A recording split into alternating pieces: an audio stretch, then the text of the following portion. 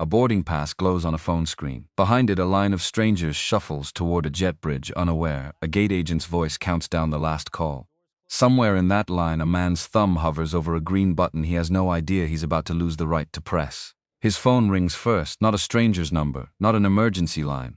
A voice he trusts more than his own judgment, already calm, already certain, already finished making a decision he hasn't been told about yet. 20 minutes earlier, an account only he was supposed to control quietly changed hands. A password no longer works. A flight he confirmed twice no longer exists. And 3 hours away, in a room full of folding chairs, someone is still waiting for him to walk through the door. He hasn't moved yet. The line keeps inching forward without him.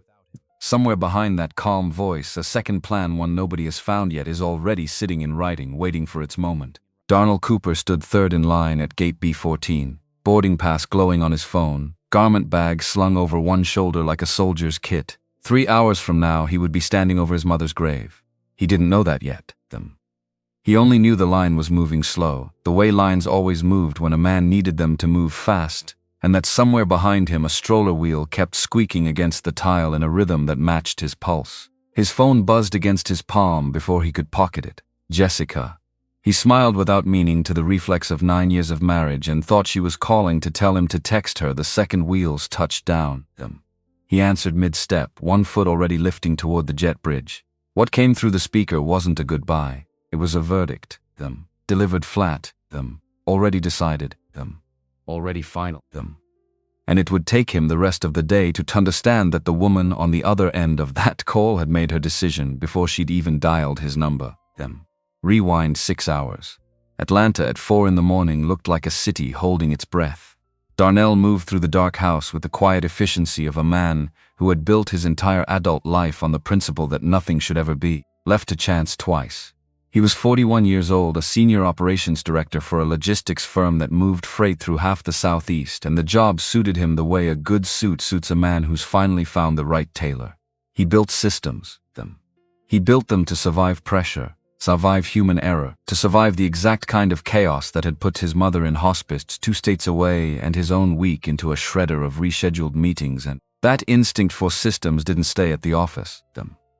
It lived in the house too, in the autopay that never missed a bill, in the retirement contributions that adjusted themselves every January without anyone touching them, in the shared calendar color-coded so precisely that a stranger could look at it and know exactly where either of them was supposed to be at any hour of any day. He'd built the banking portal for Jessica's company himself, from the ground up, back when Davis and Carter Events was 2 women, a laptop, and a dream of running the biggest galas in Atlanta, He still administered it. Jessica had zero patience for back-end systems and said so freely, warmly, the way people say things they've decided are simply true about themselves. That's your world, baby. I do the pretty stuff. He'd laughed the first time she said it. He'd stopped noticing it by year 3. What Jessica didn't know, what nobody knew, because Darnell had never once mentioned it, not out of secrecy but out of a habit so old it had become instinct, was that when he'd built that portal and the shared travel rewards account, and every financial system that ran underneath their marriage, he'd kept one thing for himself: a master credential. Hardware-based, tied to a physical security key he kept locked in a drawer at his office, completely separate from any password either of them typed into a phone. He'd done it the way he did everything, quietly, without ceremony. The same reflex that made him check a gas gauge before a long drive or confirm a hotel reservation the morning of check-in, even when the confirmation email already sat in his inbox. You don't build a system with only one door. He'd learned that in his first year running logistics, and it had saved him more than once. He had no idea, standing in his dark kitchen at 4 in the morning with a mug of black coffee going cold in his hand, that it was about to save something far more important than a freight manifest. He texted Teresa before he left the house. Landing in 3 hours. Tell Mama I'm on my way. The message thread with his sister went gray, then blue, then red almost instantly. Teresa had been at their mother's bedside in Tuscaloosa for 4 straight days, and Darnell had been trying to get there since Monday, work piling up the way it always did the 1 week he couldn't afford it to. He'd cleared everything the night before, P2 submitted, reports handed to his deputy, rental car confirmed on the other end. He confirmed everything twice. That was simply who he was. Jessica had been at the kitchen table 2 nights earlier, a glass of white wine sweating a ring onto the wood, her phone face up beside it. When he'd gone through his checklist out loud, half to himself, half to her. I'll be gone about a week, he'd said. Maybe longer, depending how things go. You've got the card for anything the caterers need before the gala. She'd looked up from her phone and given him a smile he recognized, but couldn't name. Polished, smooth, the kind of smile a person wears when something isn't sitting right, but they haven't decided yet whether to say so. I'll be fine, she told him. Go be with your mother, I've got Vanessa. He'd been relieved. He'd expected friction. She'd been wound tight for a month over the gala, sharp with him whenever his attention pulled sideways, but that night she'd seemed almost too calm, and he hadn't let himself sit with that thought long enough to examine it. He had a checklist to finish. Now at gate B14. With the line thinning ahead of him and the gate agent's voice crackling out the final boarding call. His phone lit up with her name and he felt that same old reflex of relief. There she was. He answered with his gate agent already reaching for his pass. Hey, I'm literally about to board. You're not boarding. Her voice came through flat, not rushed, not upset, the voice of someone who had already made a decision and didn't expect an argument. I called the airline about 20 minutes ago. I used the rewards account. I canceled your ticket, Darnell. He stood still enough that the man behind him bumped his shoulder and muttered an apology that never registered. Say that again, he said, his voice lower than he meant it to be. I canceled your ticket. She said it a second time, not like an apology, like a clarification for someone who'd misunderstood something simple. I used the login, the one you gave me access to. My mother is dying. He pressed 2 fingers hard against his forehead, right between the eyes, where a headache was already forming that would not leave for 3 days. Your mother has been dying for 2 weeks, Darnell. And for 2 weeks I have been trying to get you focused on the gala. She's in hospice. Every conversation we have turns back to Tuscaloosa. I have a launch in 8 days. Her voice dropped into something softer, more patient, more certain, the tone people use when they believe they are being reasonable. I'm not trying to hurt you. I'm trying to help you understand where your priorities need to be. He pulled up the travel account on his phone, one-handed, thumb moving on muscle memory, the same login he'd typed 100 times. Incorrect password. He tried again. Same result. His jaw tightened around a silence that lasted exactly as long as it took him to understand what had happened, in what order, and how deliberately. You changed the password. I didn't want you undoing it before we had a chance to talk. There will be other flights. She said. When he told her he needed to get on that plane right now. This minute. And the sentence landed in his chest like something cold poured straight down his spine. Not today, I won't. He was already thumbing through every airline app he had. Watching departure boards fill his screen. Atlanta to Birmingham. Atlanta to Huntsville. Atlanta to Memphis, with a 4-hour drive tacked onto the end. Every single option putting him on the ground somewhere between 2 and 4 hours behind where he needed to be. You knew the timing, he said quietly. It wasn't a question, but he asked it again anyway, because some part of him still needed her to deny it. Did you know? She didn't answer that. Instead, her voice shifted, gentler. Almost maternal. The tone she might have used to talk a child down from a tantrum. When you calm down, you're going to understand why I did this. He hung up.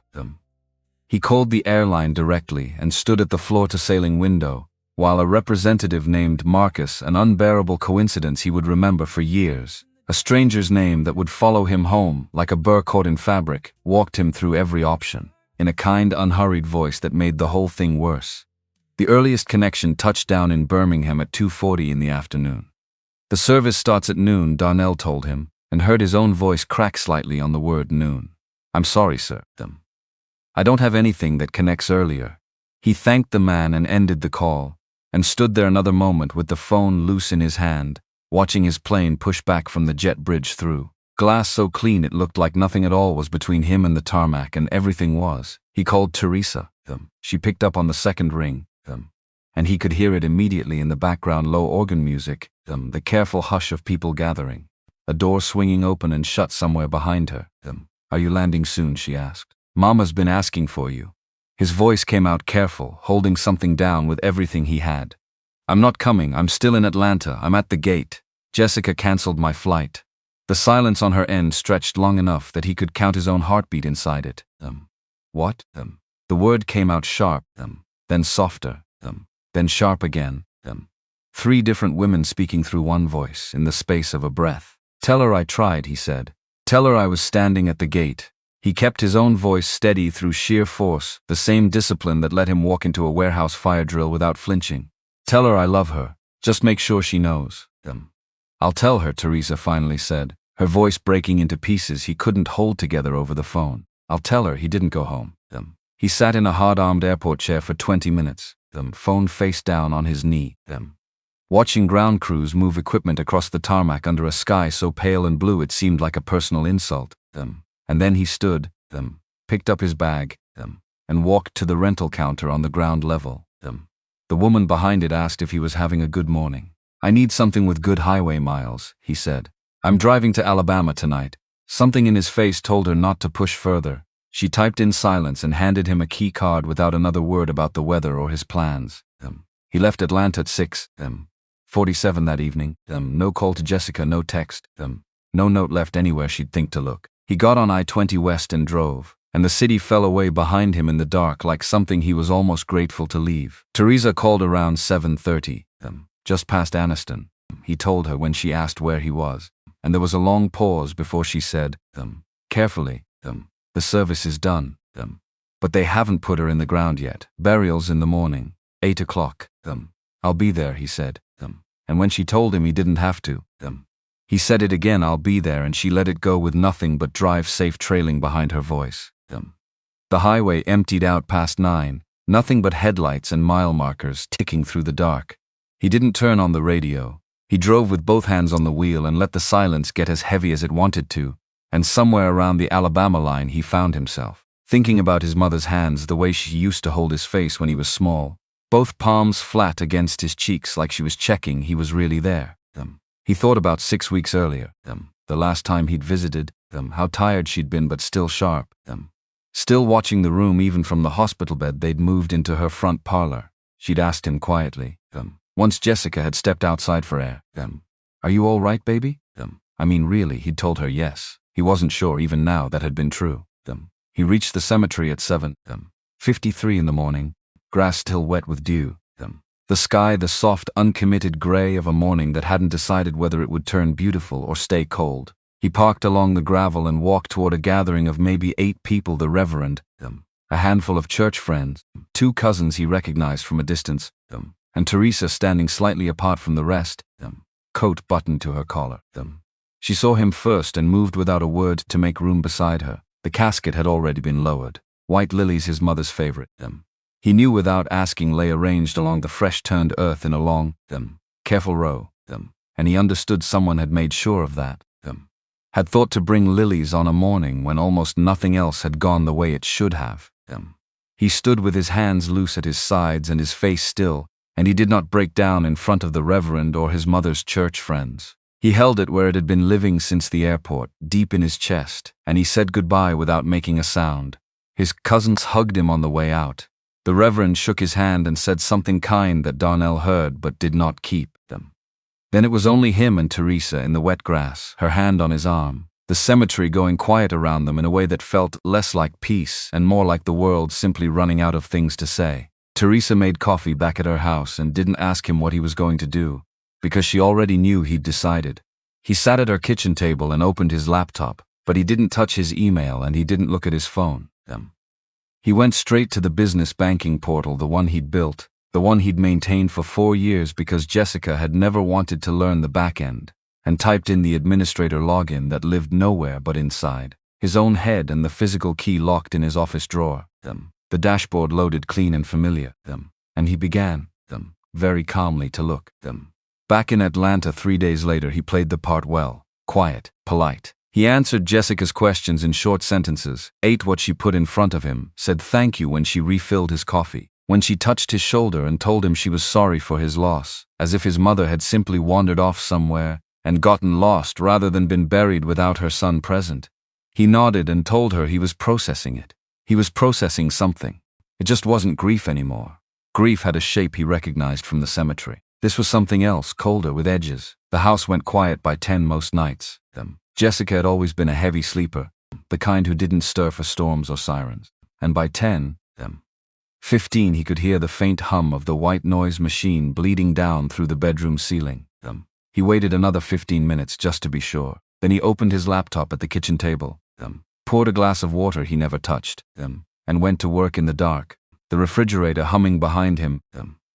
The neighborhood outside gone still and black except for the occasional headlights sweeping across the wall and disappearing. He moved through the portal the way he moved through everything, slow, deliberate, checking each line twice before advancing to the next. The company card records ran back 18 months, but he wasn't hunting for a pattern yet. He was hunting for one date, the date of the funeral. He found it on the third pass, filed under travel and accommodations. Timestamped 8:14 that morning, 40 minutes before Jessica had called the airline to cancel his flight. She'd booked her own trip first. The number sat there on the screen in plain black text, and he let it sit with him a long moment before he did anything else. $612. The vendor's was a boutique resort in Savannah called The Lantern and Moss, a name he'd never heard. A place that billed itself online as a creative retreat experience and charged $280 a night to prove it. 2 nights, check-in that same afternoon, the exact afternoon he'd been standing frozen at a gate watching his plane push back without him. While he'd been driving through the dark to bury his mother alone, his wife had been checking into a spa on the company card. He didn't slam the laptop shut. He didn't push back from the table. He looked at the number until it stopped feeling like a number and started feeling like a sentence. And then he opened a fresh spreadsheet. Typed the date, the vendor, the amount, and 4 words that would become the first entry in a folder that would eventually hold far more than he expected. Unauthorized company charge. Personal. He sat there a while longer, the cursor blinking beside an empty cell, and thought about the sequence of it, not the anger yet, just the mechanics. She had booked her escape before she'd even placed the call that ended his. That wasn't a decision made in the heat of an argument. That was a plan with a timeline executed in order, each piece falling exactly where she'd wanted it to fall. He thought of every time she'd told him she was fine. Go be with your mother. And heard, for the first time, how carefully that sentence had been built to sound like generosity while doing the opposite. He didn't say any of that out loud. There was no one in the kitchen to say it to. He simply added a second row to the spreadsheet, and then a third. And outside the window, the sky over Atlanta stayed dark a while longer, patient, giving him time. He closed the laptop a little after 1 in the morning, but he didn't go up to bed right away. He sat at the table with his hands flat on the cool wood, listening to the house breathe around him, the refrigerator's hum, a floorboard settling somewhere overhead, Jessica's white noise machine murmuring on without a single idea of what had just been discovered 8 feet below the bedroom floor. He thought about calling Teresa, then decided against it. It was too late, and there was nothing to tell her yet that wouldn't sound like grief talking instead of evidence. He thought instead about his mother's hands again, the weight of them on his face, the way she used to tell him long before any of this. Back when he was still young enough to believe every problem had a simple fix, that some people show you exactly who they are, and the mistake isn't in not seeing it. The mistake is deciding you didn't. He climbed the stairs sometime near 2, moved through the dark bedroom without turning on a light, and lay down beside a woman he had spent 9 years building an entire life around. A woman sleeping soundly 3 feet away with no idea that somewhere beneath her, in a folder now bearing the date of a funeral she'd made sure he missed, the first quiet page of an undoing had already been written. He didn't sleep much. He lay there with his eyes open, running the timeline again in his head, the charge, the call, the password, the smile at the kitchen table 2 nights before he'd left, and understood, with a clarity that felt almost peaceful, that this was only the beginning of what he was going to find, somewhere in that same portal, in threads he hadn't opened yet, in accounts he hadn't thought to check, there was more. He could feel it the way he felt a bad manifest, before he ever found the missing palette, a wrongness in the numbers that hadn't announced itself yet but was there, waiting, patient as the sky had been outside his kitchen window, for him to come looking. He'd first met Jessica 10 years earlier at a colleague's wedding reception in Buckhead, the kind of event where the band played too loud and the shrimp ran out before the toast started. She'd been in a green dress that made every other color in the room look like it was trying too hard, laughing at something across the table with her head thrown back, and he remembered thinking, with the plain certainty of a man who didn't believe in love at first sight but believed in noticing things, that a woman who laughed like that in a room full of strangers was a woman worth paying attention to. He'd asked her to dance badly and she'd said yes anyway. Within a year they were married in her mother's backyard in Marietta, string lights between 2 pecan trees, And for a long time the arrangement between them had felt less like a compromise, and more like a design. He handled the scaffolding of their life so she never had to think about it, and she filled the rooms he built with color, with people, with the kind of warmth he'd never learned to generate on his own. It had worked. For years it had genuinely worked, and it was only now, sitting alone at a dark kitchen table with a spreadsheet open in front of him, that he let himself wonder how long the arrangement had quietly tilted from partnership into something closer to maintenance, him keeping the machine running, her simply expecting it to. He'd called his boss from the rental car counter before he ever got behind the wheel, because even in the middle of the worst morning of his life, some part of him still needed the professional column of his existence squared away before he could move to the next thing. Monica Reed answered on the first ring the way she always did, a woman who ran regional operations like she ran her own household, with no patience for excuses and an even lower tolerance for people who apologized for things beyond their control. Family emergency, he told her. I need to be off the grid for a few days. She didn't ask for details. Go, she said. I'll square it with the region. Just don't let me hear you checked your email from a funeral. It was as close to tenderness as Monica Reed's voice ever got, and he'd thanked her and hung up before either of them had to sit in a feeling for too long. At Teresa's kitchen table, before the laptop came out, before any of the numbers, there had been an hour of just talking, the kind of talking that happens between two people who've just buried the last thing standing between them and being fully, irreversibly adults. Teresa had her hands wrapped around a coffee mug she wasn't drinking from, and she told him about their mother's last conscious week, how sharp she'd stayed even as her body gave out around her, how she'd spent an afternoon 3 days before the end sorting through a box of old photographs and naming every person in them out loud, like she was making sure the names didn't disappear with her. She asked about you every day, Teresa said. Not worried, just checking them. Like she was keeping tabs on something she still had to finish. Darnell hadn't known what to do with that sentence at the time. He would understand it fully in a few weeks, and when he did, it would rearrange everything he thought he knew about the quiet, careful way his mother had loved him.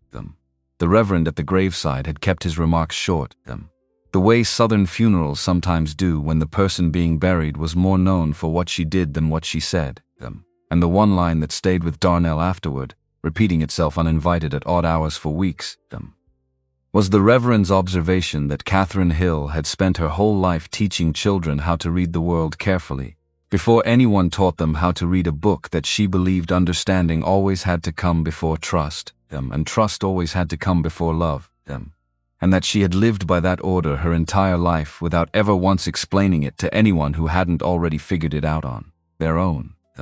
Darnell had stood there in the wet grass turning that sentence over, thinking of his mother's second-grade classroom, the alphabet chart she still had rolled up in her hall closet decades after retiring, the way she used to make him explain his reasoning out loud even when his answer was already right, because being right by accident, she used to say, isn't the same as being right on purpose. He went back to work the following Monday because staying home felt worse than going in, and because the version of himself that showed up to a logistics floor at 7 in the morning was a version he still knew how to operate.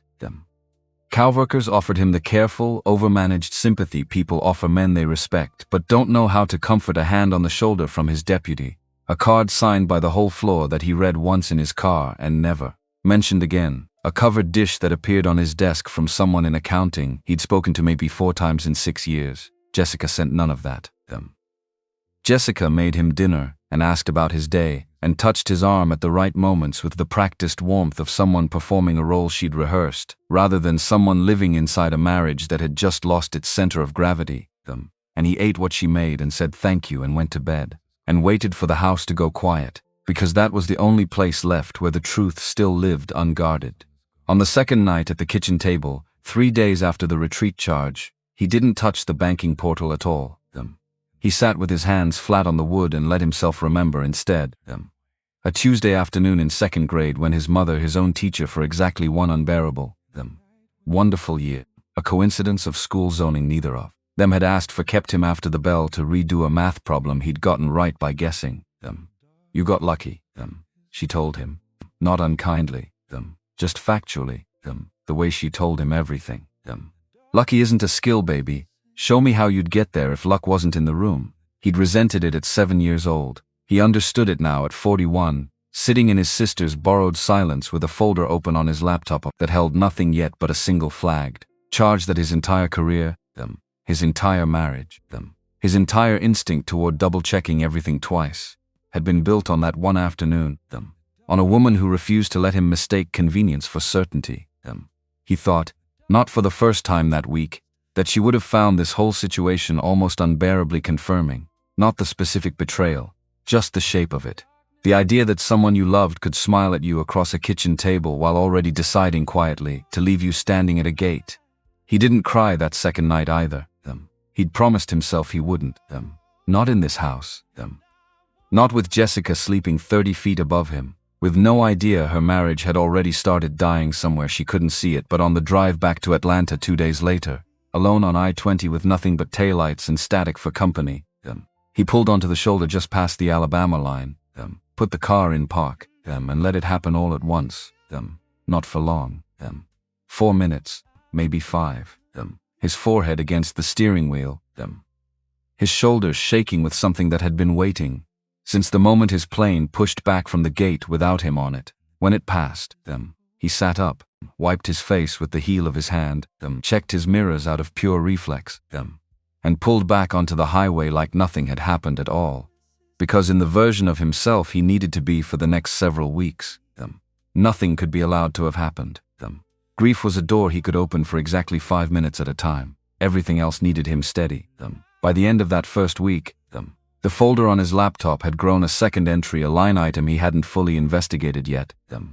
A small, irregular charge on his own personal credit line that he'd noticed almost by accident while checking his own statements out of the same reflexive thoroughness that ran every part of his life.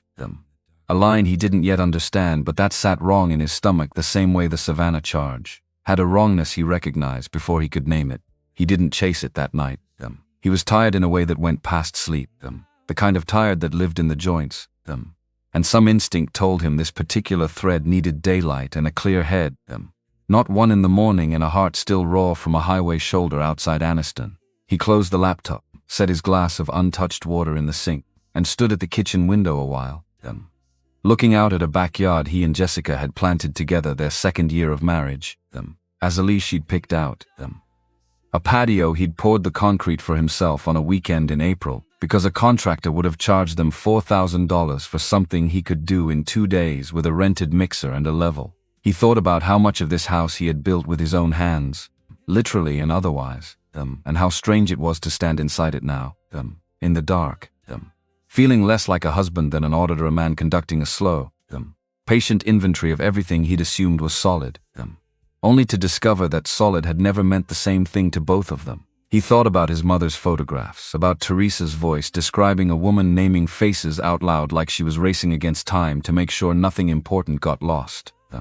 He thought, with a clarity that unsettled him more than any single number on that spreadsheet, that his mother had spent her final conscious weeks checking in on him every day for a reason he still didn't fully understand, and that whatever that reason was, it was still out there, somewhere, waiting for him the way the second flag charge was waiting, the way the whole shape of what had happened to him was still only half visible, a shoreline glimpsed through fog. He climbed the stairs a little after midnight, quieter than he needed to be, and lay down again beside a woman he no longer fully recognized, and understood, before sleep finally took, that the version of this story he currently had a cancelled flight, a spa charge, small suspicious line on a credit account was not the whole of it. It was only the first page, somewhere underneath the house he'd built, in ledgers he hadn't opened and conversations he hadn't yet been shown.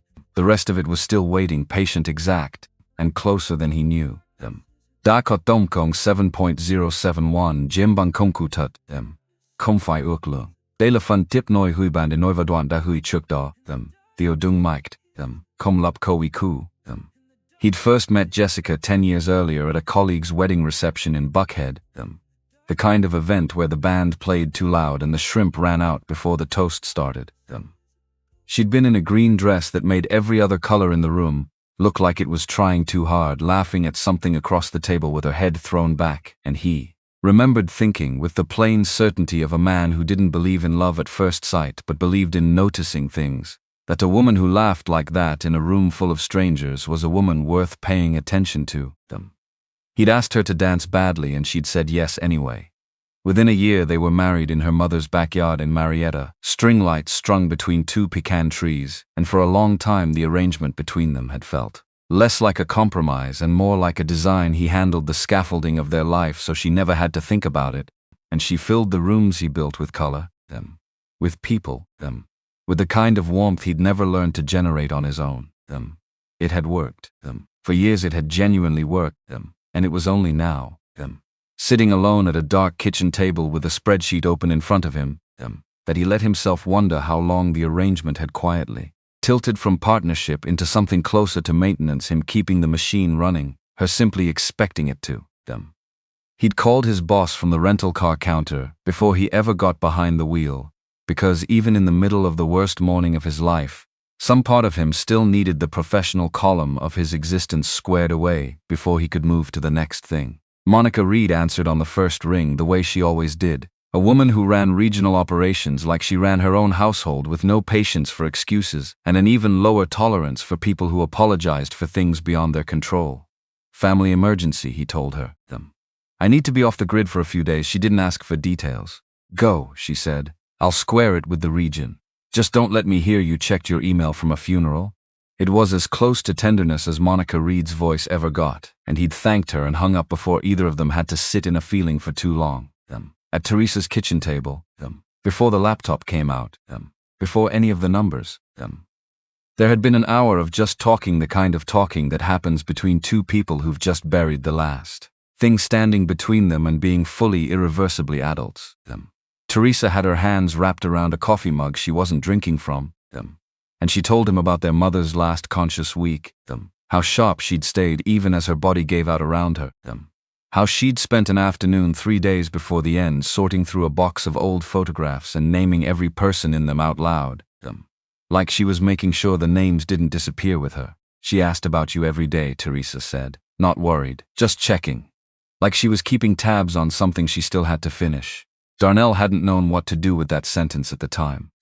He would understand it fully in a few weeks, and when he did, it would rearrange everything he thought he knew about the quiet, careful way his mother had loved him. The reverend at the graveside had kept his remarks short, the way Southern funerals sometimes do when the person being buried was more known for what she did than what she said, and the one line that stayed with Darnell afterward, repeating itself uninvited at odd hours for weeks, was the Reverend's observation that Catherine Hill had spent her whole life teaching children how to read the world carefully before anyone taught them how to read a book, that she believed understanding always had to come before trust, and trust always had to come before love, and that she had lived by that order her entire life without ever once explaining it to anyone who hadn't already figured it out on their own.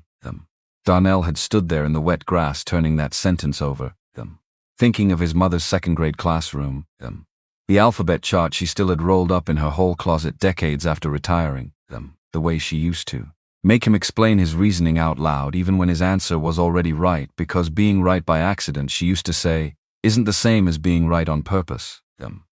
He went back to work the following Monday because staying home felt worse than going in, and because the version of himself that showed up to a logistics floor at 7 in the morning was a version he still knew how to operate. Coworkers offered him the care.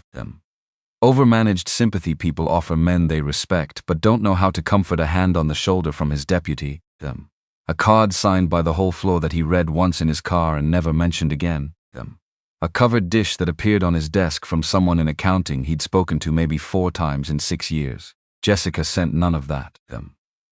Jessica made him dinner and asked about his day and touched his arm at the right moments with the practiced warmth of someone performing a role she'd rehearsed, rather than someone living inside a marriage that had just lost its center of gravity. And he ate what she made and said thank you and went to bed and waited for the house to go quiet, because that was the only place left where the truth still lived unguarded. On the second night at the kitchen table, 3 days after the retreat charge, he didn't touch the banking portal at all. He sat with his hands flat on the wood and let himself remember instead. A Tuesday afternoon in 2nd grade when his mother, his own teacher for exactly one unbearable, wonderful year, a coincidence of school zoning neither of them had asked for, kept him after the bell to redo a math problem he'd gotten right by guessing. You got lucky, she told him. Not unkindly, just factually, the way she told him everything. Lucky isn't a skill, baby. Show me how you'd get there if luck wasn't in the room. He'd resented it at 7 years old. He understood it now. At 41, sitting in his sister's borrowed silence with a folder open on his laptop that held nothing yet but a single flagged charge that his entire career, his entire marriage, his entire instinct toward double-checking, everything twice, had been built on that one afternoon, on a woman who refused to let him mistake convenience for certainty. He thought, not for the first time that week, that she would have found this whole situation almost unbearably confirming. Not the specific betrayal, just the shape of it. The idea that someone you loved could smile at you across a kitchen table while already deciding quietly to leave you standing at a gate. He didn't cry that second night either. He'd promised himself he wouldn't. Not in this house. Not with Jessica sleeping 30 feet above him, with no idea her marriage had already started dying somewhere she couldn't see it, but on the drive back to Atlanta 2 days later, alone on I-20 with nothing but taillights and static for company, he pulled onto the shoulder just past the Alabama line, put the car in park, and let it happen all at once, not for long. 4 minutes, maybe 5, his forehead against the steering wheel, his shoulders shaking with something that had been waiting, since the moment his plane pushed back from the gate without him on it. When it passed, he sat up, wiped his face with the heel of his hand, checked his mirrors out of pure reflex, and pulled back onto the highway like nothing had happened at all.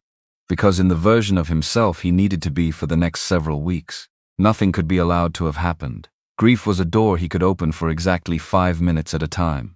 Everything else needed him steady. By the end of that first week, the folder on his laptop had grown a second entry, a line item he hadn't fully investigated yet. A small irregular charge on his own personal credit line that he'd noticed almost by accident while checking his own statements out of the same reflexive thoroughness that ran every part of his life. A line he didn't yet understand, but that sat wrong in his stomach the same way the Savannah charge had, a wrongness he recognized before he could name it. He didn't chase it that night.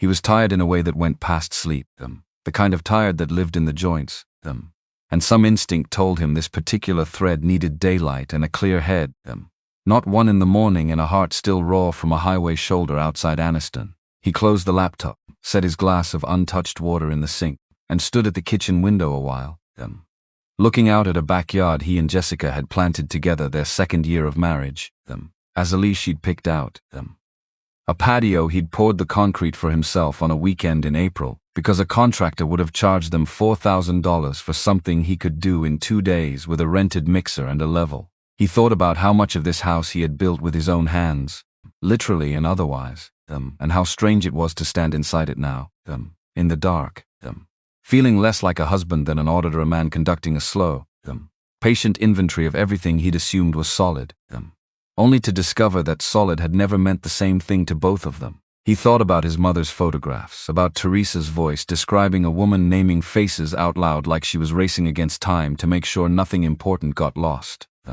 He thought, with a clarity that unsettled him more than any single number on that spreadsheet, that his mother had spent her final conscious weeks checking in on him every day for a reason he still didn't fully understand, and that whatever that reason was, it was still out there, somewhere, waiting for him the way the second flag charge was waiting, the way the whole shape of what had happened to him was still only half visible, a shoreline glimpsed through fog.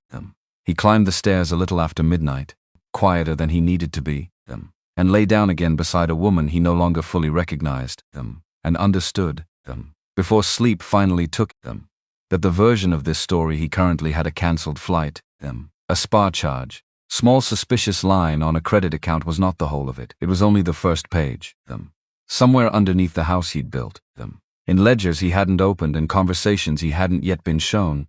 The rest of it was still waiting, patient, exact, and closer than he knew. He drove back up to Tuscaloosa the following weekend to help Teresa start sorting through their mother's house, a task neither of them had said out loud they were dreading, but both understood without discussion needed to happen, before grief calcified into something that made the house itself unbearable to enter. The front parlor still held the shape of the hospital bed that had stood there for the last month of their mother's life. a faint rectangle pressed into the carpet where the frame had sat. And Darnell found himself standing in the doorway a full minute before he could make himself walk further inside. Teresa was already in the back bedroom, boxes half assembled on the bed, working through their mother's closet with the brisk, protective efficiency of a woman who processed grief through motion rather than stillness. He joined her there for an hour, folding sweaters neither of them would ever wear, before he wandered instead toward the small roll-top desk that had sat in the corner of their mother's bedroom for as long as either of them could remember the same. Desk she'd graded papers at 3 decades earlier, its surface scarred with decades of red pen and coffee rings. Most of the drawers slid open easily, full of the ordinary sediment of a long life expired coupons, a church bulletin from 2019, a stack of birthday cards he and Teresa had made her as children, construction paper gone soft and yellow at the edges. The bottom drawer didn't move at all. He tried it twice gently. The way you'd test a door you already suspected was locked rather than stuck. And on the second try he felt it clearly a small resistance that wasn't warped wood or a stuck runner but an actual mechanism. Deliberate, engaged. He crouched down and looked closer and found a keyhole so small and unassuming he might have missed it entirely if he hadn't already been looking. He didn't call Teresa in from the other room. He didn't go searching for a key. Some instinct he couldn't name told him this wasn't a discovery to make in a hurry. In the middle of a weekend already heavy with folded sweaters and taped boxes. And he simply noted it, filed it the way he filed everything. A fact set aside for later attention, and went back to help his sister empty a closet that held nothing more complicated than fabric and memory. That night, back in Atlanta, Jessica took a phone call in the next room with the bedroom door mostly closed.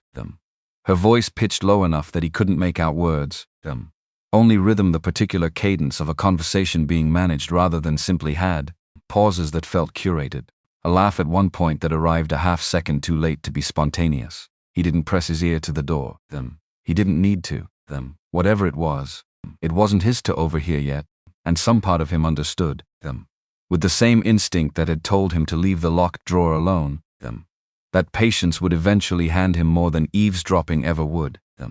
When she came back into the bedroom a few minutes later, phone face down on the nightstand, she told him it had been Vanessa, Gala Logistics, nothing important, and smiled at him in a way that would have satisfied him completely 2 weeks earlier, and now simply logged itself quietly in the same mental ledger where the Savannah charge and the locked drawer and the too calm smile at the kitchen table 2 nights before Alabama already lived. He waited until she was asleep before he opened the laptop again, and this time he went looking for the second entry in his folder, the small irregular charge on his own personal credit line, the one he'd set aside a week earlier, and for a night it had a clearer head. He had it now, or told himself he did. The line had sat untouched since he opened it 3 years earlier. A buffer he'd built quietly the same way he built everything. Never discussed with Jessica because it had never needed to be an emergency reserve. Nothing more. The kind of thing a careful man keeps without expecting to use. The statement in front of him showed a drawer against that line dated 6 weeks earlier. Well before the funeral. Before the cancelled flight. Before any of it. And the amount alone was enough to still his hand over the trackpad for a long moment. 4-figure. Authorized under a signature that looked close enough to his own to pass a glance, but wrong in the particular way. Forgeries are always wrong once you know to look. The D leaning a fraction too far right, a flourish under the last name that his own hand had never once produced in 20 years of signing anything. He sat very still with that image open on the screen, the cursor blinking beside a signature that was and wasn't his, and understood that whatever this was, it predated the funeral, entirely predated the cancelled flight, predated even his mother's final decline into hospice care. 6 weeks earlier put it near the start of gala planning season, near the exact window Jessica had described as impossible, overwhelming, a launch she couldn't get her head around without his full attention. He didn't write anything into the spreadsheet that night. He simply sat with the signature a long time, memorizing the shape of the false D the way he might have memorized a manifest discrepancy at work, filing it alongside the locked drawer in Tuscaloosa, and the low, careful cadence of a phone call he hadn't been meant to hear. 3 separate threads that hadn't yet connected into anything he could name, but that sat in his chest now with the specific, patient weight of things that were about to. He closed the laptop somewhere near 2 in the morning and stood at the window a long while before going up, watching the dark backyard he'd built with his own hands. The azaleas Jessica had chosen gone dormant for season, waiting the way everything in his life seemed to be waiting lately. The drawer, the signature, the folder growing heavier by the week. He thought about his mother's voice from 34 years earlier, the second-grade classroom, the insistence that being right by accident wasn't the same as being right on purpose, and understood, climbing the stairs in the dark for what felt like the 100th time that week, that he was no longer accumulating evidence by accident. He was doing it on purpose now. And somewhere in that house in Tuscaloosa, behind a small locked drawer he hadn't yet found the key to, something was waiting for him that he suspected without evidence, without proof, purely on the strength of 34 years of knowing exactly how his mother's mind worked, would turn out to matter more than every number in his spreadsheet combined. He didn't sleep that night so much as pass through the hours in a kind of alert stillness, lying beside a woman whose breathing had gone slow, and even beside him, running the 3 threads over and over until they stopped being separate facts and started to feel, instead, like the edges of a single shape he couldn't yet see whole. A locked drawer his mother had never once mentioned in 41 years of him visiting that house. A signature close enough to his own to pass a glance and wrong enough, once seen clearly, to never look right again. A phone call pitched low behind a mostly closed door, a laugh that landed a half-second late. None of it proved anything on its own. He knew that the way he knew freight numbers, the way he'd built an entire career on refusing to draw conclusions from a single data point, but he also knew, with the same certainty, that 3 separate irregularities appearing inside 4 weeks of each other were not, in his experience, ever really separate. Somewhere underneath the ordinary architecture of his marriage and his mother's house, a second structure had been quietly built without his knowledge, and he was only now starting to feel its outline in the dark. He got up before the alarm the next morning, made coffee he barely tasted, and stood at the same window he'd stood at 3 nights running, watching the sky over Atlanta go from black to the flat gray that meant morning had arrived without yet deciding what kind of day it would be.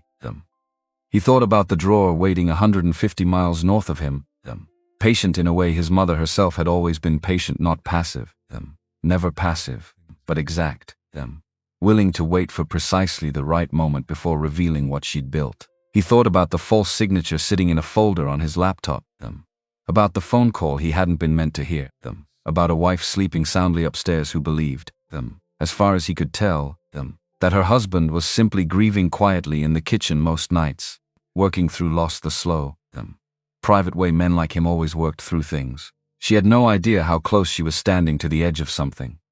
He finished his coffee, rinsed the cup, and drove to work like it was any other Tuesday, already knowing, with the same quiet certainty that had once told him a manifest was wrong before he'd found the missing palette, that the next drawer he opened, whichever one it turned out to be, was going to change the shape of everything that came after it. The full amount sat waiting for him 3 nights later, once he'd finally let himself pull the complete statement instead of the single flagged line he'd been circling for a week.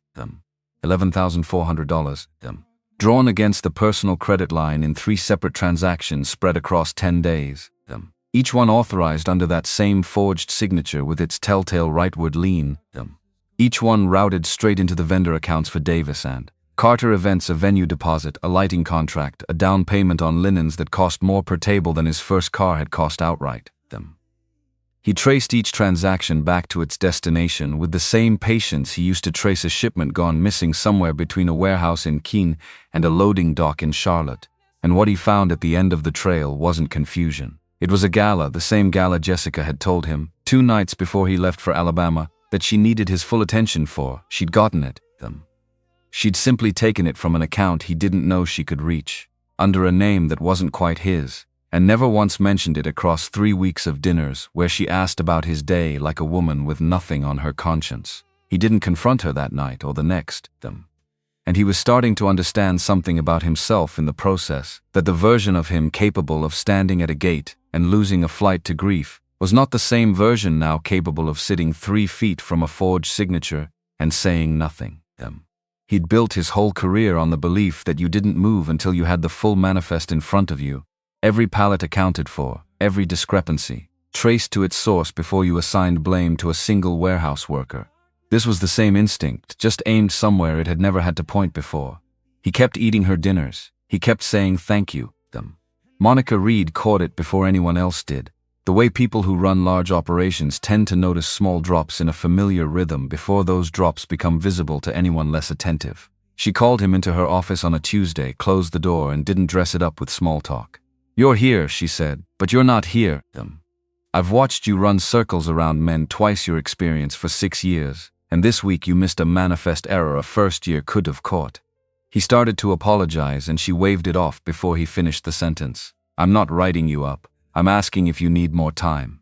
He told her he was handling it, and she studied him the way she studied a delivery schedule that didn't quite add up, looking for the gap rather than the surface. "Grief doesn't run on a calendar," she finally said.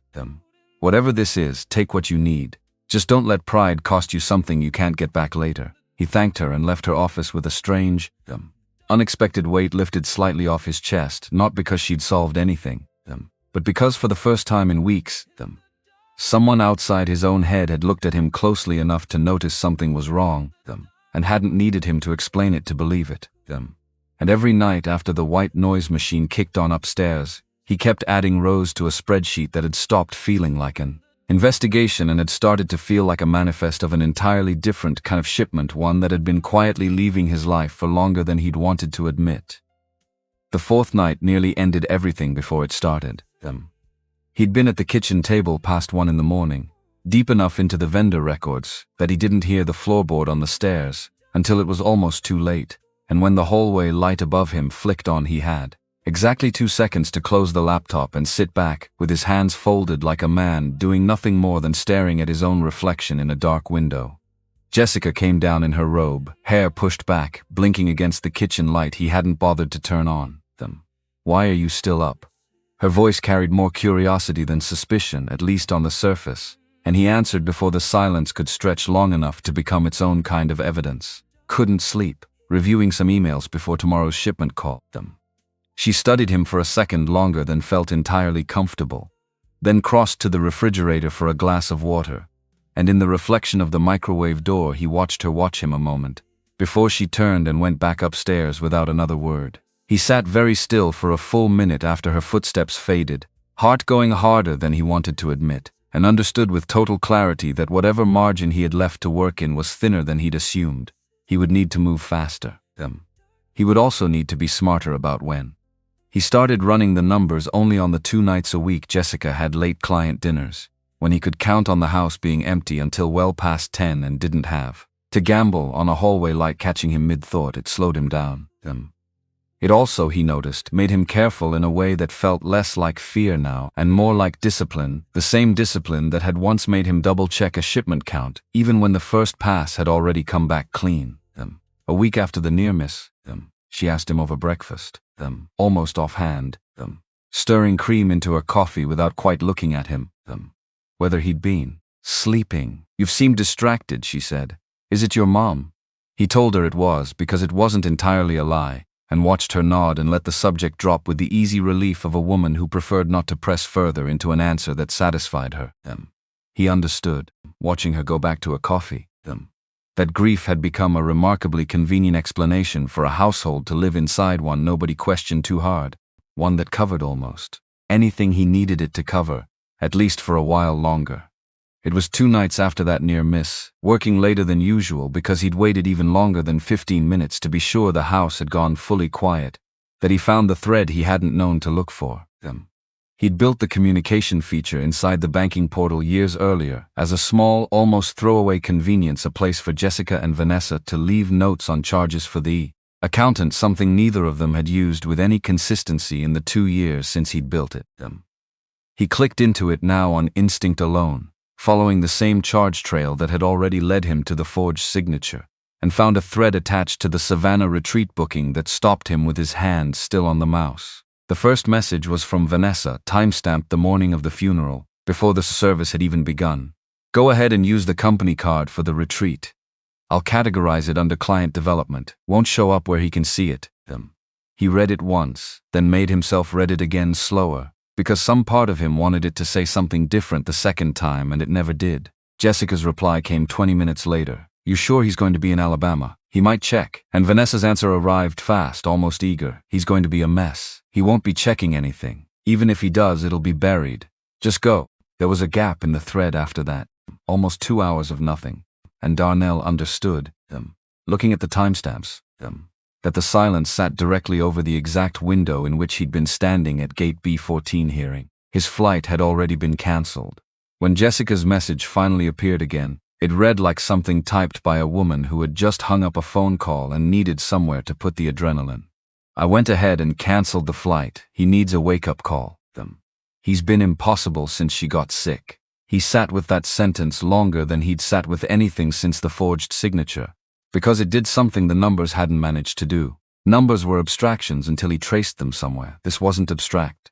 This was his mother's decline into hospice, his mother's final 6 months, translated by his own wife into the word impossible, as though driving 3 hours each way to sit with a dying woman, coordinating insurance paperwork between 2 states, managing her medications from a phone propped on a warehouse desk, had been an inconvenience to be corrected rather than a son doing the only thing a son could do.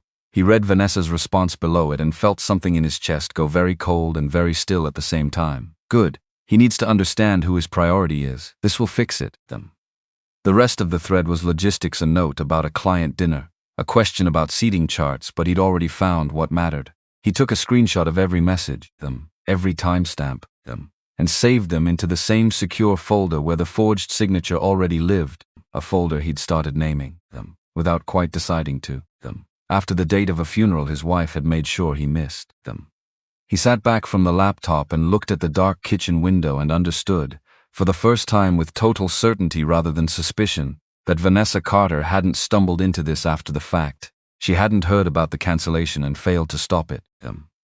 She'd built the cover for it in advance, and she'd told Jessica to do it, for reasons that had everything to do with keeping a business partner's attention locked onto a gala, and nothing at all to do with grief being an inconvenient scheduling conflict. He thought, sitting there, about every professional handshake Vanessa had ever given him at a company holiday party, every warm use of his first name, the Christmas card she and Jessica sent out together every December with the company logo stamped in the corner. He'd treated her like a colleague operating in good faith for 6 years. She had watched his mother's decline from a comfortable distance and decided, apparently without much internal debate, that it was primarily a scheduling problem for the business. He closed the laptop a little after 2 and sat in the dark a long while, not moving. Not because he needed to think anymore, the thinking part was done, but because some part of him needed few minutes before he could stand up and be a man capable of climbing those stairs and lying down again beside her. The following Thursday he told Jessica he needed to drive up to Tuscaloosa to finish the estate paperwork with Teresa, which was true, and which was also not the only reason, which he did not say. Teresa's kitchen still smelled the way it always had. Coffee and lemon oil, fresh flowers on the table even now. Yellow chrysanthemums in a mason jar that their mother would have approved of without saying so directly. They worked through the easier parts of the estate first: utility transfers, a magazine subscription their mother had paid for 11 years, without apparently reading a single issue, and it was after the second cup of coffee, when the folder of remaining paperwork had thinned to almost nothing, that Teresa set down her pen and looked at him with an expression he recognized from childhood. The one she used right before she told him something she'd been carrying alone for longer than she wanted to admit. There's something I need to tell you. I've been holding it because I didn't know the right time.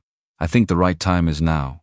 He waited, and she folded her hands on the table the way their mother used to before delivering a verdict on something that mattered. Mama called me about 6 weeks before she passed.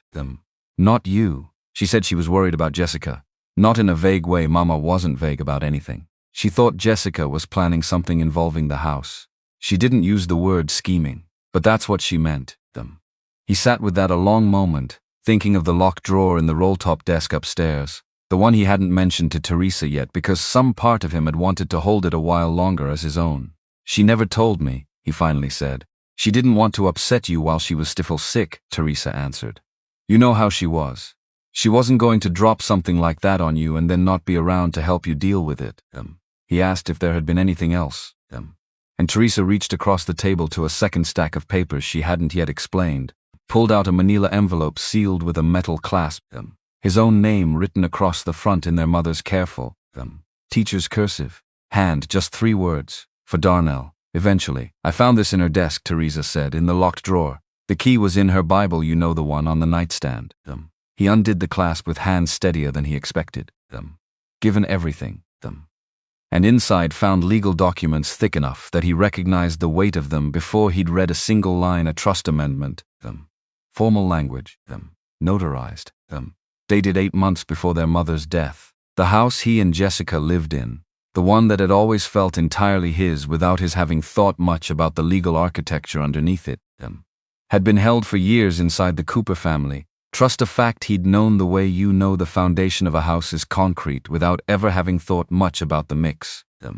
What he hadn't known was what his mother had done to that trust quietly, on her own, without telling him a single word. The amendment ran 4 pages. Most of it standard language he skimmed past on instinct. But near the end he found a clause written in language almost unusually plain for a legal document, as though whoever drafted it had been instructed to make it impossible to misread.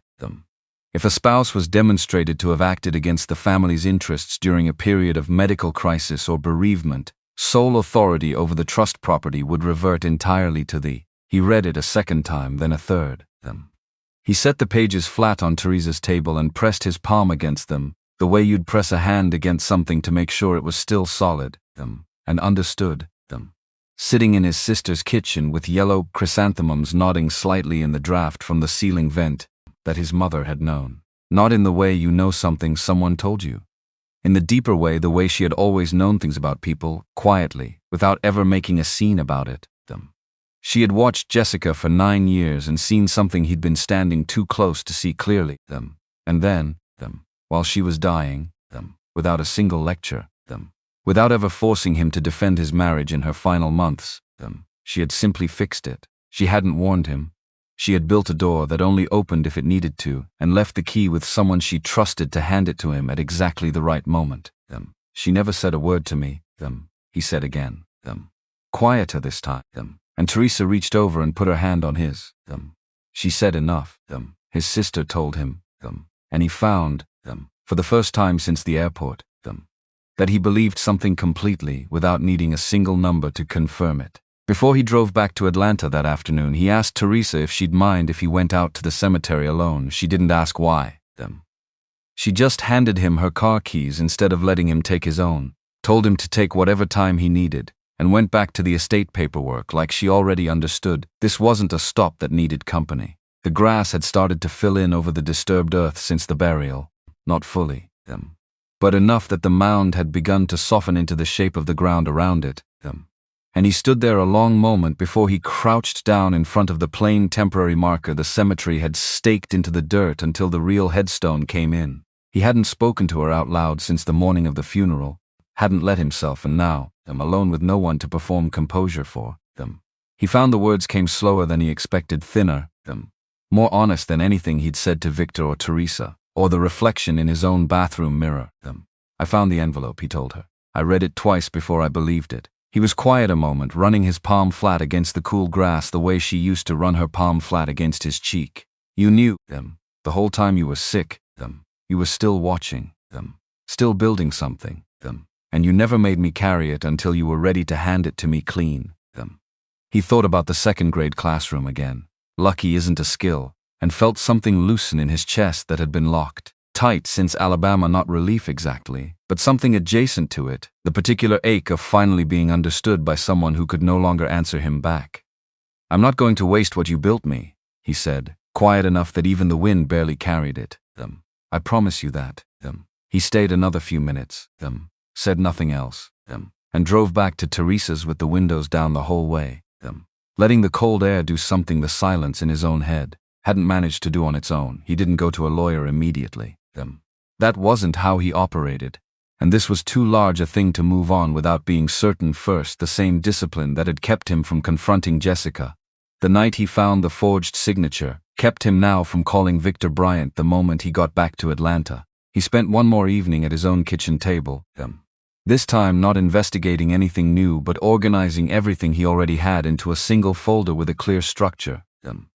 The way he'd organize a shipping manifest before handing it to a client who needed to trust every line of it on site, the forged signature, and its full trail through vendor accounts. The message thread with Vanessa's timestamps preserved exactly as they'd appeared. The trust amendment. Scanned and filed alongside everything else. Only once the folder felt complete did he pick up his phone and call a name he hadn't dialed in weeks. Victor Bryant's office sat on the 4th floor of a downtown building that smelled faintly of carpet cleaner and recycled air. His name stenciled on the frosted glass door in clean block letters. His desk nearly as organized as Darnell's own kitchen table had become over the past several weeks. He didn't say much while he read. He went through the message thread twice, checking timestamps against each other, with the careful attention of a man who already suspected what he was looking at, but needed to be certain before he said so out loud. He read the trust amendment slowly, all 4 pages, and when he finally looked up, his expression carried none of the reassurance Darnell had been half hoping for. "Your mother wrote this 8 months ago," Victor said, and Darnell confirmed it. "And your wife has no idea it exists. She's never seen the trust documents. I handled all of that myself." Victor sat back and pressed his fingertips together, quiet in the particular way of a man arranging pieces rather than searching for words. "Here's what you have," he finally said, counting off on his fingers. "The forged signature on the credit line gives you immediate grounds to revoke her access. No notice required. The message thread creates real exposure for the business partnership. The outside accountant and the insurer are going to need to see this." The trust clause was already satisfied the moment she made that phone call at the gate. "The house has been legally yours since the day of the funeral." But in here Victor's voice shifted into something more careful, something that told Darnell this next part mattered more than anything said so far. "The clause doesn't execute itself.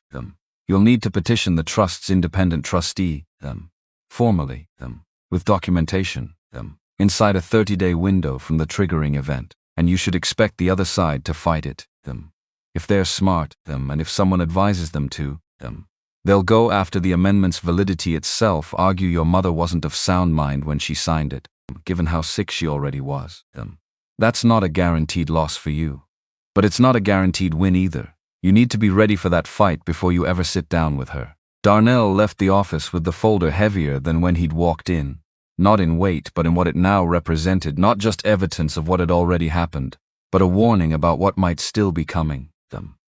He drove home slower than usual that evening, turning Victor's words over the way he turned over freight discrepancies, and he understood that whatever satisfaction he'd started to feel at finally having proof needed to sit alongside a new and less comfortable feeling, the fight wasn't over.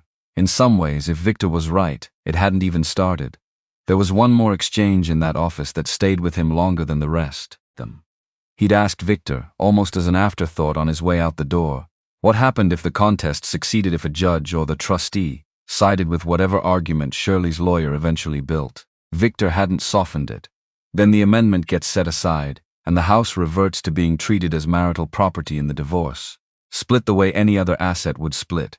Everything else, the forged signature, the message thread, those still stand on their own. You'd still win the fraud claim, you just might not keep the house doing it. Darnell had stood in the doorway a moment with that possibility settling into him, understanding for the first time that even a complete victory on paper might not mean keeping the one thing his mother had worked hardest to protect. "It's not going to come to that," Victor added, watching his face. "But I don't build a strategy assuming the easy version happens. Neither do you, from what I can tell." Darnell had almost smiled at that, the first close thing to one in weeks. "No," he agreed. "I don't."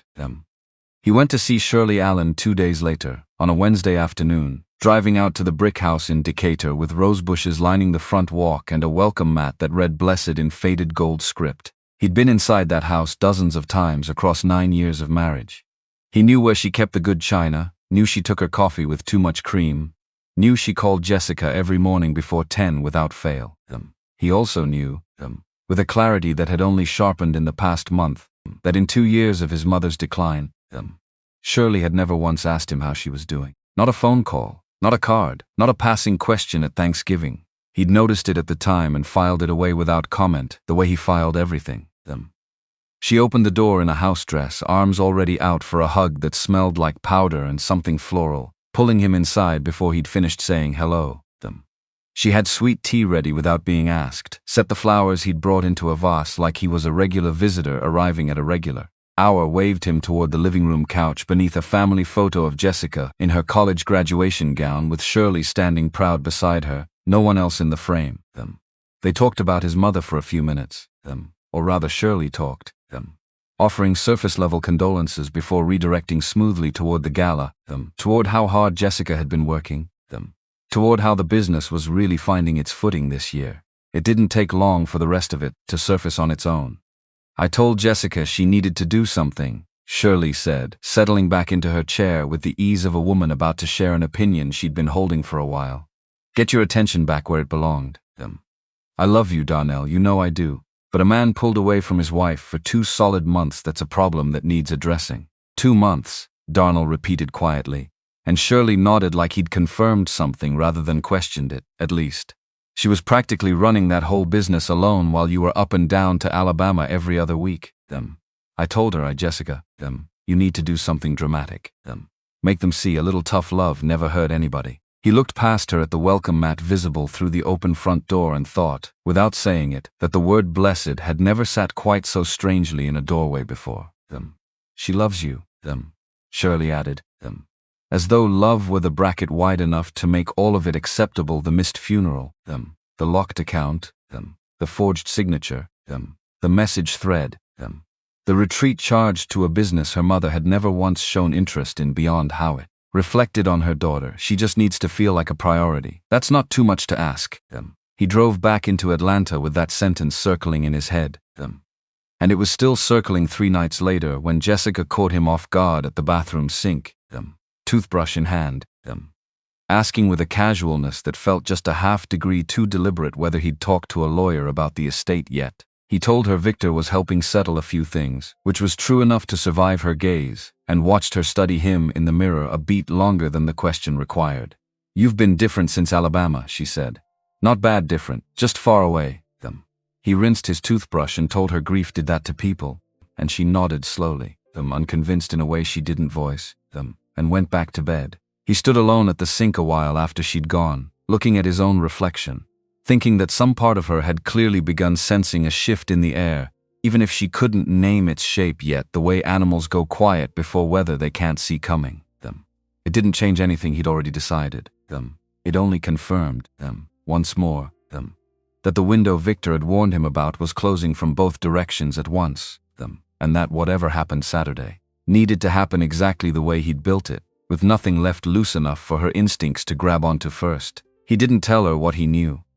He stayed another 20 minutes, thanked her for the tea, told her the flowers looked nice in the vase, and left without giving her a single thing to remember as unusual.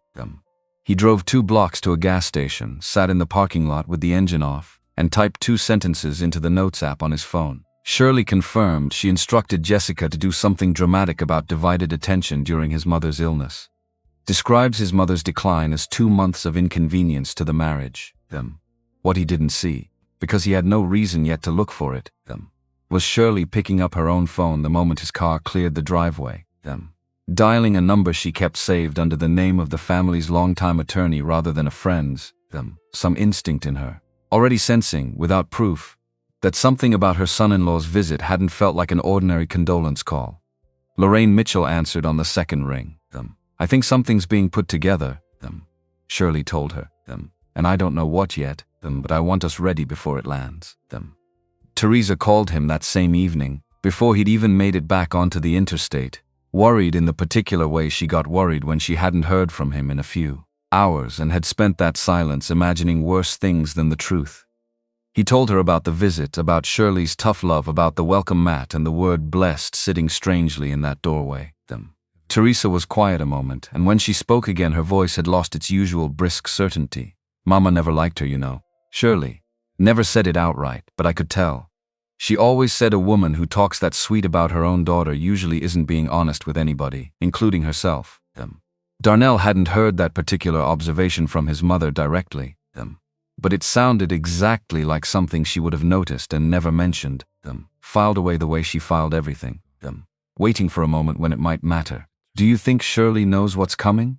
Teresa asked.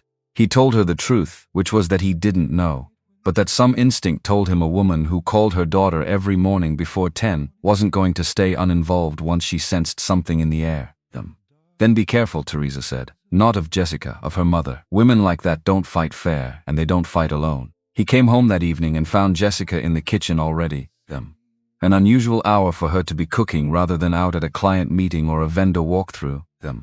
And something in the domestic ordinariness of it, her back to him at the stove, a playlist murmuring low from her phone, the smell of garlic and butter filling a kitchen he'd built, and she'd decorated, struck him harder than any single piece of evidence had managed to in weeks. This was what betrayal actually looked like from the inside, he thought, standing in his own doorway with a folder full of proof in his car. Not chaos, not a woman who looked like she was hiding anything. Just dinner, on a Thursday, in a house that still, from the outside, looked exactly like a marriage. They ate at the table without much conversation, the way most of their meals had gone in the weeks since Alabama, and it was near the end of it, while she was rinsing plates at the sink with her back to him again, that he found himself thinking about timing the way he thought about a shipment schedule, not whether to move, but exactly when, and in what order, so that nothing could be undone once it started. Victor's warning sat in the back of his mind the whole time.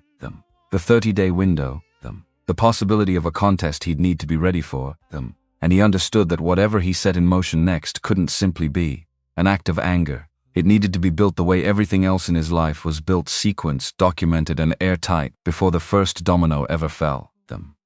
He waited until the following Sunday evening, after she'd gone up to bed, to open the laptop one final time before he moved from investigation into action.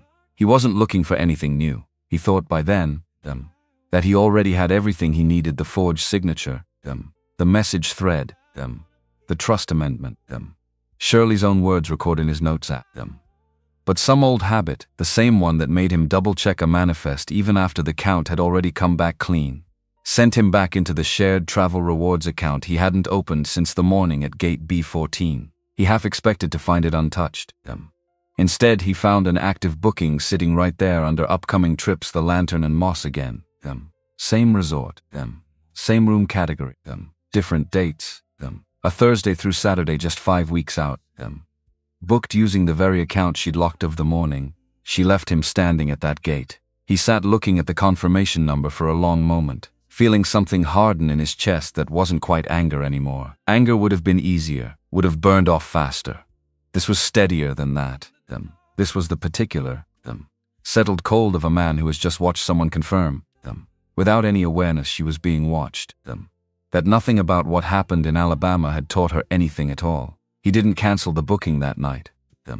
He simply added the confirmation number to his folder, closed the laptop, and sat a while longer in the dark kitchen he'd built with his own hands, thinking that whatever came next, it would not be built out of what he was feeling in this moment. It would be built out of everything he already knew, laid out in order, the same way he'd learned to build everything that mattered, one confirmed line at a time, until there was nothing left for anyone to argue with, he thought, closing the laptop that final Sunday night, about a phrase his mother used to write in red pen at the top of a graded test. Whenever a student had gotten the right answer for the wrong reason, "Show your work," she'd write, not as a punishment but as an insistence that the process mattered as much as the outcome, that a right answer without a visible path to it couldn't be trusted to repeat itself. He understood now, sitting in the dark with a folder that could end a marriage and a business partnership in the same afternoon, that he'd spent the last month doing exactly what she'd always demanded of him. He wasn't guessing. He wasn't reacting. Every single thing he was about to do had a visible, documented path leading straight to it, and no one, not Jessica, not Shirley, not whatever lawyer they eventually hired to argue otherwise, would be able to look at what came next and call it an accident, a man's grief curdling into something ugly and unfair. It would look, when it was finished, exactly like what it was, a case built the way he built everything, patiently, twice confirmed, with no door left open for anyone to slip through unaccounted for. He saw Vanessa in person exactly once during those weeks at a vendor walkthrough for the gala that Jessica had asked him to swing by after work, just to look at the lighting rig and confirm it wouldn't trip the breaker panel he'd wired into the venue's back office years earlier as a favor. Vanessa greeted him the way she always had, warm, professional. His first name delivered with the same practiced ease she used on clients she wasn't sure of yet. And for a full 10 minutes he stood beside her under half-strung string lights, discussing amperage and circuit loads, like a man with nothing more complicated on his mind than an electrical panel. She asked at one point how he was holding up, and he told her he was managing and watched her nod with an expression that would have read as sympathy to anyone who hadn't already read the message thread sitting in a folder on his laptop. He's going to be a mess. He won't be checking anything. He kept his voice level and his face unreadable, the same discipline that had gotten him through gate B14 and the graveside service and every dinner. Since and when the walk-through ended, he shook her hand and told her the lighting looked great, and drove home, turning over the strange, cold clarity of having spent 10 minutes in warm professional conversation with someone who had already decided, on paper, in writing, that his grief was a scheduling inconvenience to be managed around, rather than a thing that deserved even a moment of real consideration. He texted her the following Tuesday, a short message composed and revised twice before he sent it, asking if they could set aside time the coming Saturday to sit down and talk about moving forward, just the two of them, and a few people he trusted. Her reply came back in under a minute, warmer than he expected, more certain than he wanted it to be. Of course, I think that's a great idea, it's time. He read the message twice, standing in the parking garage at his office with his car keys already in hand, and understood that she believed, completely. That Saturday would be the start of a reconciliation she'd been quietly rehearsing for weeks, a version of events where she cried at the right moment, said the right words, and watched him agree that 9 years was worth more than a bad decision made under pressure. She had no idea that on the other side of the city, a different kind of preparation was already underway. One she wouldn't learn about until the exact morning she walked downstairs expecting an apology and found, instead, that the house had already decided without her. He didn't sleep well that Tuesday night either, running the coming Saturday over in his head the way he used to run a shipment route before a storm system moved through, checking every point where something could stall, every place a delay might cascade into something worse. Victor would be there. Teresa had already said she'd drive down. The folder was complete, organized, printed, and backed up in 2 separate places the way he backed up anything that mattered. What he couldn't fully account for, lying awake beside a woman who had just told him he'd seemed far away, was Shirley. And whatever she was already building on her end with a lawyer, he hadn't yet learned the name of, in an office he didn't know existed, working from instincts that had nothing to do with evidence and everything to do with a mother's blunt, protective certainty that her daughter was about to lose something. He thought of his own mother again. The trust amendment sitting 8 months ahead of its trigger, patient and exact, and wondered whether Shirley was capable of anything like that same patience, or whether she'd move the way she talked, loud, fast, certain she was right before she'd checked a single fact. He hoped, drifting finally toward a few hours of thin sleep, that it was the second kind. He had built his entire case on the assumption that the other side would be reacting rather than planning. He did not yet know how wrong that assumption was going to turn out to be, or how soon he'd have to find out. He got up before dawn on Wednesday, 3 days out from Saturday now, and stood once more at the kitchen window with a cup of coffee going cold in his hand, watching the sky over Atlanta shift from black to the same flat, undecided gray it had worn the morning after he'd found the false signature. The house was quiet around him in a way that no longer felt peaceful so much as loaded, every room holding some piece of what he now knew: the desk where the forged drawer had first surfaced, the phone by the stairs where a low, careful voice had once talked about gala logistics that were never really about the gala at all, the hallway where a light had flicked on at 1 in the morning and nearly ended everything before it started.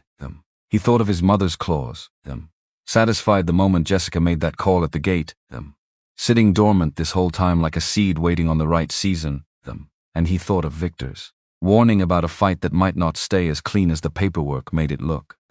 3 days, he told himself, rinsing the mug and setting it in the drying rack exactly the way he always did, and felt, for the first time since the funeral, something that wasn't quite peace but sat close enough beside it to borrow its shape for a while. 6,825 words within the 6,807,000 target, verified by Tool. Dasu a 3 cho tôi lỡ sót tên nhân vật cũ. Thay vì darnal lỗi này xuất phát từ việc tôi lấy nhịp câu từ bản gốc rồi quên đổi tên hoàn toàn. De laban van 3 kung da kim tra du tain vadame tu bangkongku 6.8242. Saturday came in gray and still, the kind of morning that hadn't decided yet whether it would clear or stay heavy, and Jessica came downstairs a little after 9 already, dressed for what she believed the day would be, a soft blue wrap dress, hair pressed and pinned back from her face, the particular care of a woman who had rehearsed both her outfit and her opening lines. The house smelled like the coffee Darnell had made 2 hours earlier and hadn't finished, and somewhere outside a neighbor's dog kept up a steady, distant bark that none of them acknowledged, the ordinary sounds of a Saturday morning continuing on completely, indifferent to what was about to happen inside those walls. She'd practiced warmer versions of this conversation in her head all week, she would later admit, versions where she cried at the right moment and he softened, versions where 9 years outweighed one very bad decision made under pressure she still believed he hadn't fully understood. She rounded the corner into the living room with that rehearsed softness already arranging itself on her face, and stopped hard enough that her hand found the doorframe. Teresa was seated by the window, coat still on though the house was warm, her expression giving away nothing. Victor Bryant sat on the far end of the couch with a dark leather portfolio closed across one knee, a stranger to Jessica in every sense that mattered, and his stillness read as more unsettling than anything he could have said. "I didn't know we were having company," Jessica managed, the smile flickering at its edges before it fully failed.